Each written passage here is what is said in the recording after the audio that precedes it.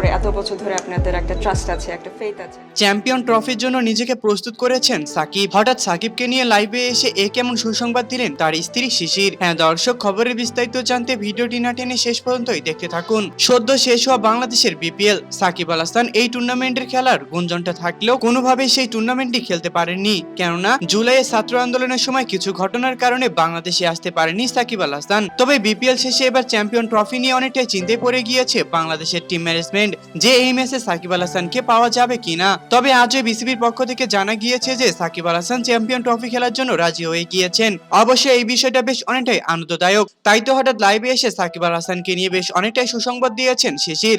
তিনি বলেন, আমরা তো এতদিন ধরে একটাই আশায় ছিলাম যে সাকিব আল হাসান কবে দেশে ফিরবে এবং কবে নিজের দেশের হয়ে নিজের পারফরমেন্সটা আবারও দেখাবে। তবে যেন এবার চ্যাম্পিয়ন ট্রফি দিয়ে সেই স্বপ্নটাই পূরণ করতে যাচ্ছেন সাকিব আল হাসান।